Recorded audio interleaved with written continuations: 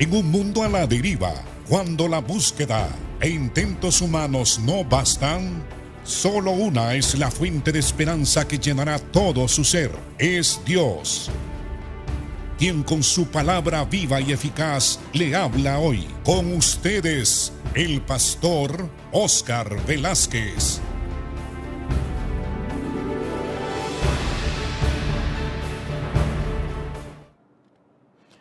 Amados hermanos, bienvenidos al programa y bienvenido al estudio sobre la imagen de Dios en nosotros. Un estudio muy bonito, interesante, que nos ayuda a comprender quiénes somos y cómo somos. Porque uno de los filósofos griegos dijo esta frase, conócete a ti mismo. Dijo esta frase porque él creía que era un deber fundamental que el hombre supiera de sus orígenes, que el hombre supiera quién es él, porque es fundamental e importante conocerse a sí mismo. Pero conocerse a sí mismo en realidad no es nada difícil. Hasta la persona más sencilla puede conocerse a sí mismo, porque la Biblia dice que hemos sido creados, hechos conforme a la imagen y semejanza de Dios. Entonces, conociendo a Dios, conociendo cómo es Dios y conociendo las facultades que Dios transmitió a nosotros como criatura, entonces podemos conocernos a nosotros mismos. Eso es lo que estamos estudiando. ¿En qué consiste la imagen y semejanza de Dios en nosotros? Bien, ya hemos dicho que Dios nos crió con racionalidad, con libertad. Él nos hizo seres racionales, nos hizo, además de ser seres racionales, que entendemos, que comprendemos, que podemos investigar, que podemos a través de la investigación llegar al conocimiento de la verdad, que podemos, además de razonar, podemos hacernos preguntas, podemos indagar. Por esa razón somos curiosos. Somos curiosos, queremos saber qué es lo que hay en la luna, en la parte oculta de la luna. Por esa razón el ser humano manda robot a Marte y ha mandado sondas espaciales para ver, fotografiar y analizar los planetas que Dios creó, y esas ondas ya salieron de este sistema solar y todavía están proporcionando datos. La curiosidad ha hecho que el hombre investigue, invente, avance, se introduzca a terrenos desconocidos. La curiosidad, la racionalidad, la capacidad de pensar y de saber nos ha hecho investigar e ir a otros lugares donde otros seres humanos no han puesto jamás su pie. Por eso investigamos las profundidades del mar y las profundidades del universo. Seres racionales, seres pensantes, seres que investigan, seres que hacen preguntas, seres que encuentran la solución para responder estas preguntas. El hombre es capaz, como ya dije, de filosofar sobre la vida, capaz de conocer, de investigar quién es Dios. Si el principio de la sabiduría del ser humano es el conocimiento de Dios, lo que nos está diciendo el texto es que uno de los deberes fundamentales es ir hacia Dios, investigar a Dios, conocer lo que Dios ha revelado de sí mismo. si Dios es y si Dios existe, y si Él ha creado todo, y si Él ha dado una revelación de sí mismo, es lógico, muy lógico, que una de las cosas principales, quizás la principal, es que conozcamos a Dios, que dediquemos esfuerzo, tiempo para investigar quién es Dios, en el sentido investigar lo que Él ha revelado de sí mismo a través de la naturaleza y a través de las Sagradas Escrituras, porque las Sagradas Escrituras es una revelación específica, sumamente importante para que nosotros conozcamos quién es nuestro Dios. Por eso nos dio un cerebro, un cerebro. Bien, también dijimos que la semejanza de Dios en nosotros es la facultad de rendir culto a Dios, lo que nosotros llamamos espiritualidad. Dios sopló aliento de vida en el hombre. Dios hizo el cuerpo del hombre de los elementos de la tierra, pero el espíritu es creación de Dios. Cuando Adán está ahí, ya bien formado, su cuerpo, ¿ah? El cuerpo ya perfecto de Adán, entonces, pero Adán no tenía vida, solo su cuerpo estaba ahí sin vida. Entonces Dios sopló, dio la imagen que se da ahí,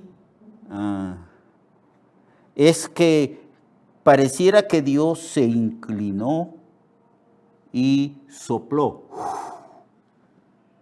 Y el espíritu vino al hombre.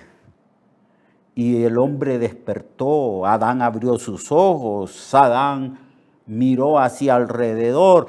Adán se puso de pie. Y Adán intuitivamente reconoció que Dios lo había creado a su imagen y a su semejanza. Entonces el hombre está constituido de dos partes, la parte física, que es el cuerpo, y la parte espiritual, que es el alma. Indistintamente, tanto en el Antiguo como en el Nuevo, se habla de alma y se habla del espíritu para hablar de la parte espiritual, de la naturaleza espiritual del hombre. Y Pablo enseña que el ser humano es así. Y Cristo enseña también. Cristo dice que es importante que nosotros sustentemos la vida física del cuerpo. Y él dice, pero también dice que es mucho más importante sustentar la vida del espíritu. Él dice, no solo de pan vive el hombre, más o principalmente, en el orden de las prioridades, sustentar el espíritu, hacer crecer y madurar el espíritu, cultivar la vida del espíritu es más importante. Ambas cosas son importantes, pero una de ellas es más importante que la otra. No solo de pan vive el hombre, mas de toda palabra que sale de la boca de Dios. Cristo dice que la palabra es importante para sustentar, para ilustrar la vida espiritual, para que sepamos cómo desarrollar nuestra espiritualidad dada por Dios. Porque la palabra de Dios es la ciencia de Dios. Por la palabra conocemos a Dios, por la palabra conocemos la voluntad de Dios, por el estudio de la palabra conocemos qué es lo que Dios quiere de nosotros y cómo vivir para el honor, para la gloria y la voluntad de nuestro Creador. Entonces tenemos esa facultad espiritual, espiritualidad. Jamás he visto a un mono que tome la Biblia o que construya un templo para ir y adorar a Dios. Los animales no tienen esa facultad, hermano. Los animales fueron creados por Dios, pero el hombre fue creado a imagen y semejanza de Dios. Esa es nuestra gloria y dignidad. ¿Por qué nos vamos a rebajar y a decir que somos animales evolucionados? Por eso la Biblia dice que cuando se rechaza lo que es evidente del conocimiento de Dios, el corazón y la mente del hombre se vuelven oscuridad. Profesando ser sabios, se hicieron necios.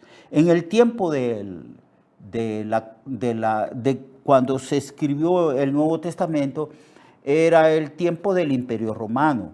Y el Imperio Romano había adoptado la filosofía, la sabiduría de los griegos. Así que los griegos y los romanos, los filósofos griegos y romanos, eran hombres muy pensantes. Crearon la filosofía, el arte, se dedicaron al arte, a la literatura. Eran refinados en cuanto a cultura humana, pero en cuanto a conocimiento espiritual, eran necios. Sus mentes y sus corazones estaban totalmente entenebrecidos. No había ni un poquito de luz en ellos. Adoraban a los dioses del Olimpo.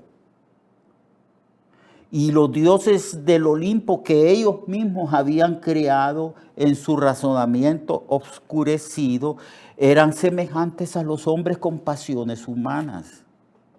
Por eso Pablo dice que cuando deliberadamente rechazamos el testimonio de Dios y rechazamos a Dios como nuestro creador, el hombre se vuelve necio y su necio corazón es entenebrecido. Aunque profesan ser sabios, porque Pablo está hablando precisamente en la época de esos filósofos, en la época en que la filosofía había alcanzado su máximo grado de desarrollo. ¿Y quiénes eran los griegos? Seres humanos pensantes, creadores de filosofías, que razonaban, que dialogaban, que hacían preguntas, pero habían rechazado al Dios verdadero. Estaban adorando a dioses que eran mitad Dios y mitad ser humano, a dioses que tenían celos, a dioses que descendían del cielo y tenían relaciones con mujeres en esta tierra, y que surgían ahí otros que eran semidioses, puro mito, pura mitología. Por eso se le llama mitología griega y mitología romana. Bien, entonces ahora la facultad de la espiritualidad. Somos seres que tenemos la capacidad dada por Dios para relacionarnos con Dios, para platicar con Dios, para tener comunión con nuestro Creador y para rendirle adoración, culto, pleitesía, para darle la gloria y la honra a Él.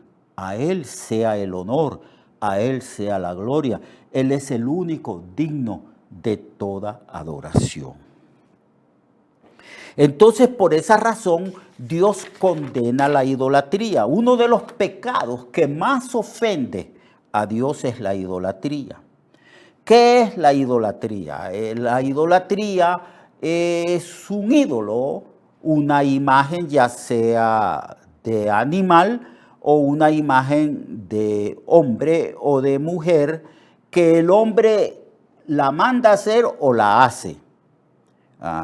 De diferente material, casi siempre en este tiempo moderno, cuando los hombres mandan a hacer imágenes para adorarlas, las imágenes son hechas de madera, de yeso, porque el yeso es maleable, de arcilla, de barro. Hay otras imágenes que son hechas de metales, y así sucesivamente.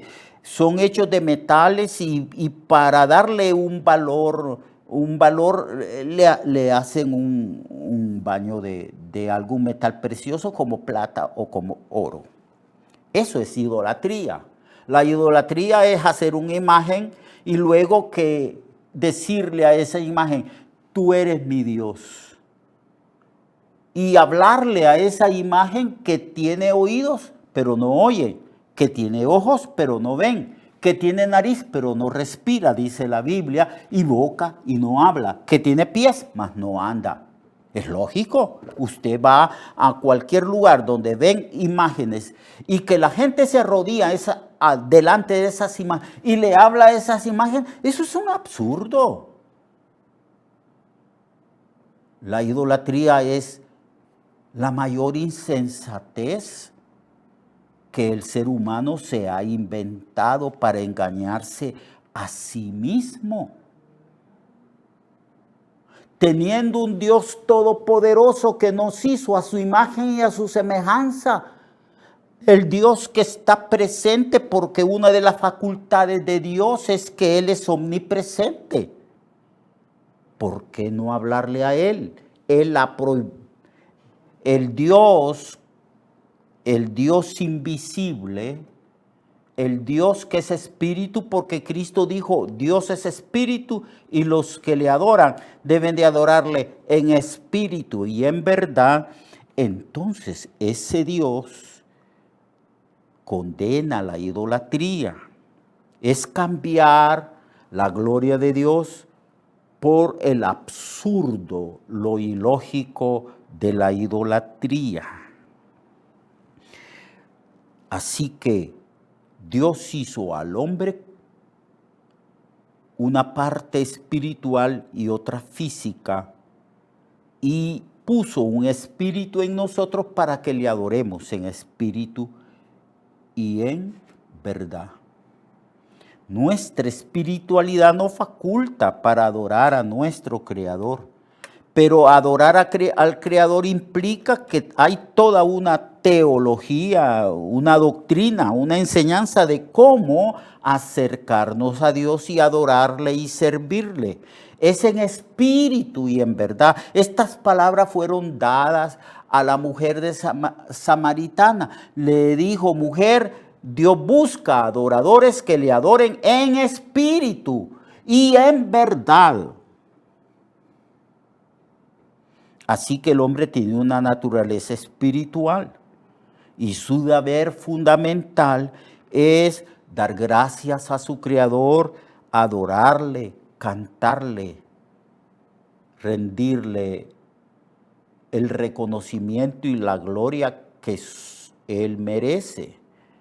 Él es el creador de todo y sus criaturas, todas las criaturas racionales, ángeles y seres humanos, deberíamos de doblar nuestras rodillas delante de Él, levantar nuestras manos y adorarle a Él en espíritu y en verdad.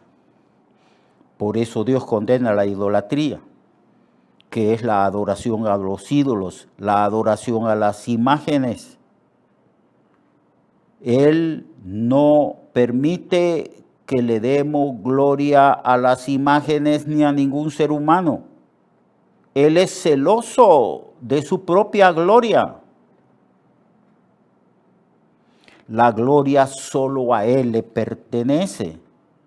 Solo Él es digno de que todas las criaturas racionales, ángeles y seres humanos, le adoremos y le digamos, tú eres nuestro Dios, nuestro Creador y nuestro Redentor, porque ese Dios que es Padre nuestro envió a su Hijo Jesucristo para morir por nuestros pecados y liberarnos de la condenación. Así que toda la Biblia es consistente al caracterizar al ser humano como cuerpo y como espíritu. Y la Biblia nos enseña cómo adorar a Dios. En la época de Cristo, los israelitas estaban ya totalmente curados de la idolatría.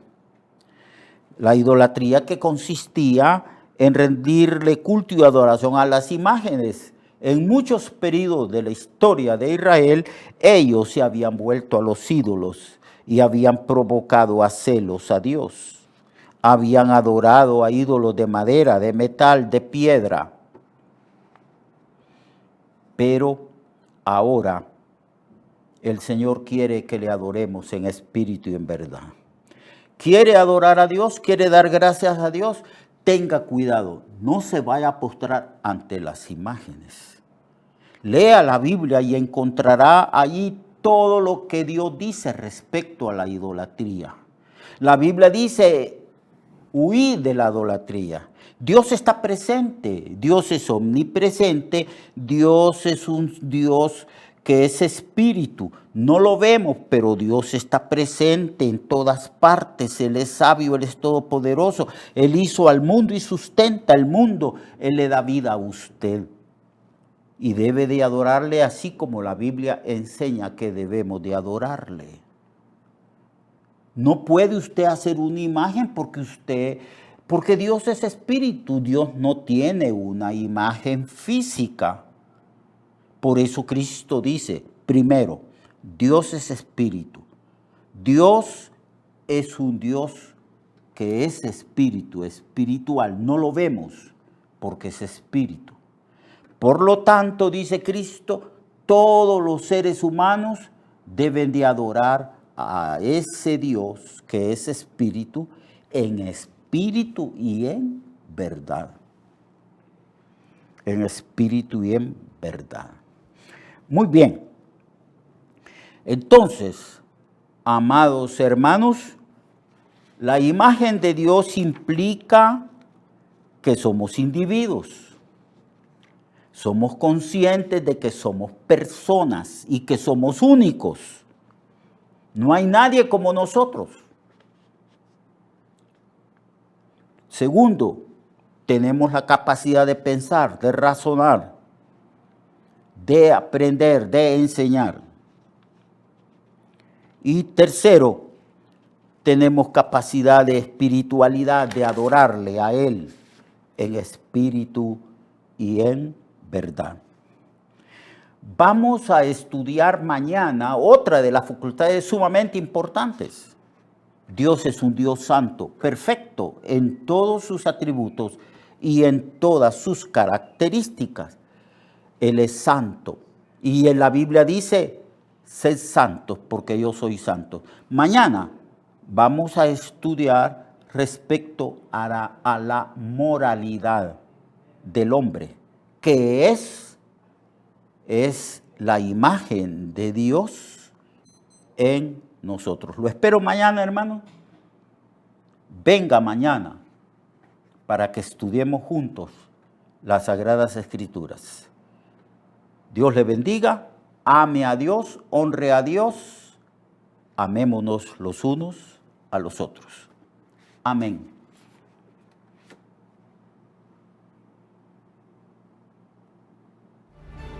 Recuerde que su vida puede cambiar y mejorar, porque la palabra de Dios es viva y eficaz, y más cortante que toda espada de dos filos. Hebreos 4:12. Nuestra oración y deseo es que esta palabra predicada lleve mucho fruto. Le esperamos en el próximo programa, a esta misma hora y en esta misma estación. Esta es una producción de Ministerios Reflexionarte, en colaboración con Cirkenu Network. Sus comentarios son bienvenidos. Escríbanos al correo reflexionartehn@gmail.com o al 504-9802-6186. 504-9802-6186.